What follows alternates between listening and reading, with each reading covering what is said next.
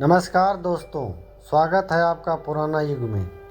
भारतीय समाज और संस्कृति में महाभारत के एकलव्य को एक अत्यंत सम्मानित स्थान प्राप्त है। एकलव्य का नाम सुनते ही हमें गुरु के प्रति अपनी अनन्य भक्ति, एकाग्रता और समर्पण की याद आती है।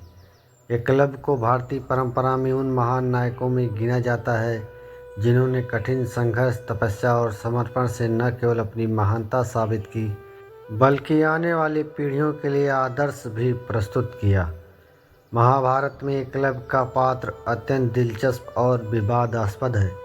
वह न केवल अपने समय के महान धनुर्धर थे, बल्कि उनका जीवन एक ऐसी प्रेरक कहानी है जो हमें आत्मविश्वास, समर्पण और बिना किसी तामझाम के मेहनत करने की शिक्षा देती है। एकलव्य का जन्म और उसका परिवार। महाभारत के अनुसार एकलव्य एक निषाद राजकुमार था जो निषाद राज हिरण्यधनु का पुत्र था। निषादों का समाज उस समय की सामाजिक संरचना में आदिवासी था। वे शिकार, मछली पकड़ने और वन्य जीवन से जुड़े थे। सिंहवेरपुर में, जो प्रयाग के निकट स्थित है, निषादों की राजधानी थी और यहाँ के राजा हिरण्यधनु का राज अत्यंत शक्तिशाली था। एकलव्य का जन्म एक विशेष परिस्थितियों में हुआ था जब उसके पिता ने उसे त्याग दिया था। उसे पालन पोषण के लिए निषाद राज हिरण्यधनु के पास भेज दिया गया। ऐसी स्थिति में एकलव्य का पालन पोषण और शिक्षा निषाद समाज के रीति रिवाजों के अनुसार हुई थी। वह शारीरिक रूप से अत्यंत बलशाली और कुशल धनुर्धर था। जब उसने धनुर्विद्या में पारंगत होने का विचार किया तो वह महात्मा द्रोणाचार्य के पास धनुर्विद्या सीखने के लिए गया, लेकिन द्रोणाचार्य ने उसे शिष्य के रूप में स्वीकार करने से इनकार कर दिया। इसके बाद एकलव्य ने अपनी कड़ी मेहनत और समर्पण से न केवल अपने कौशल को विकसित किया बल्कि अपनी कला में पारंगत हो गया।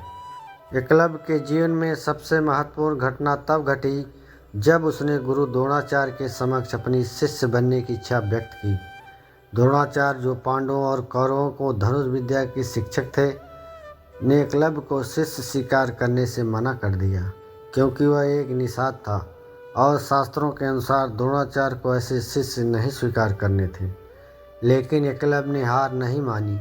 उसने जंगल में जाकर मिट्टी से द्रोणाचार्य की मूर्ति बनाई और उसी मूर्ति के सामने बैठकर दिन रात अभ्यास करना शुरू कर दिया। उसकी दृढ़ता और कड़ी मेहनत ने उसे महाभारत के सबसे कुशल धनुर्धरों में से एक बना दिया। एक दिन पांडवों और कौरवों के राजकुमार जंगल में शिकार करने के लिए गए। उनके साथ एक कुत्ता भी था जो रास्ता भटक कर एकलव्य के पास पहुंच गया। जब वह कुत्ता भौंकने लगा तो एकलव्य ने अपनी धनुष और बाण का प्रयोग करते हुए उस कुत्ते के मुंह में एक साथ 7 बाण मार दिया।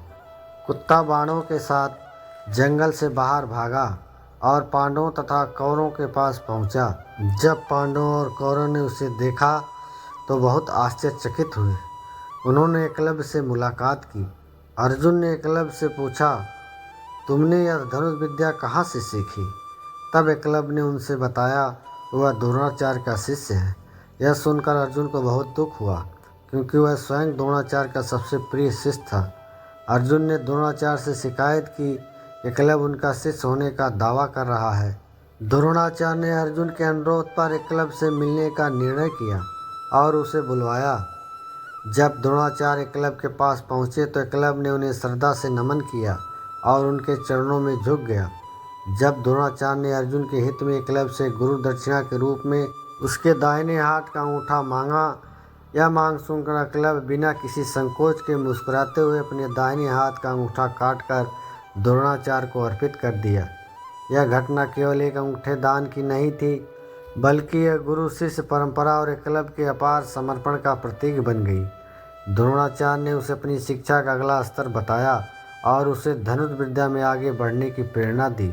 एकलव्य ने बिना अंगूठे के ही धनुर्विद्या में पारंगत होकर एक नया कीर्तिमान स्थापित किया।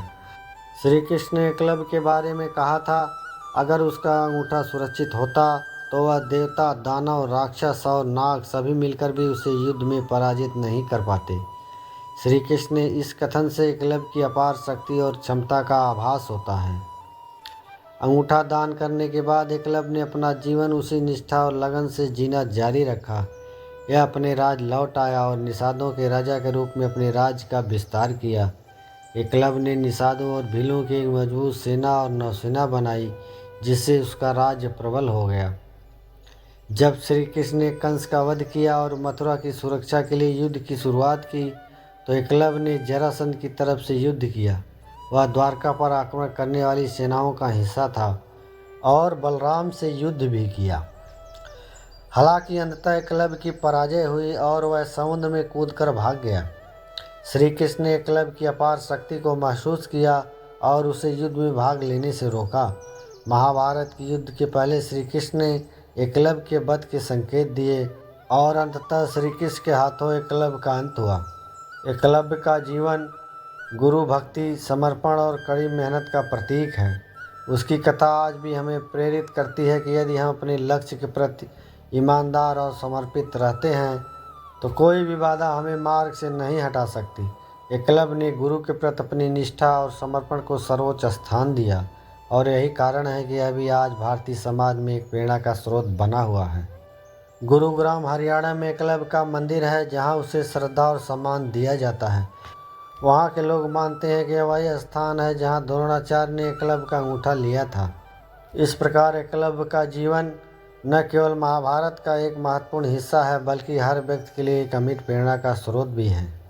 अगर आपको यह वीडियो अच्छा लगा हो तो उसे लाइक करें, पुराना युग चैनल को सब्सक्राइब करें और अपने परिवार दोस्तों को शेयर करें। धन्यवाद। जय श्री कृष्ण।